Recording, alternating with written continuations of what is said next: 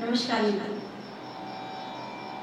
मैं माधुरी ललिता आज भारत के बेटों के जज्बे को सलाम करती हूँ और उन्हीं के ऊपर एक लावणी छंद गीत लिखा है जिसको प्रेषित करेंगे।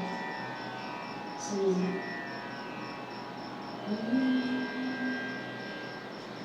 भारत की बेटी मैं प्यारी, निडर सदा मैं रहती हूँ।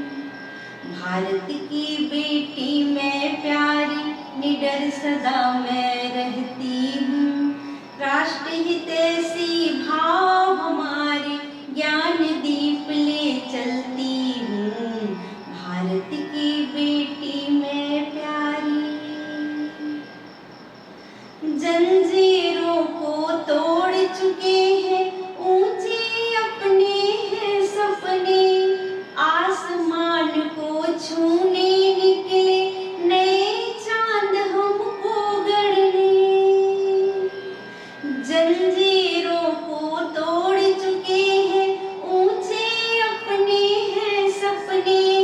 आसमान को छूने निकले, नए चांद हमको गढ़ने। आन बान है शान तिरंगा, आन बान है शान तिरंगा। सैन्य वीर बन सजती हूँ। राष्ट्र हितैषी भाव हमारे, ज्ञान दीप ले चलती हूँ। भारत की बेटी मैं प्यारी।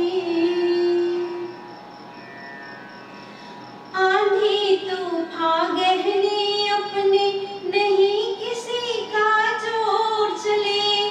कदम पड़े जिस जगह हमारे, लाखों जगमग दीप जले।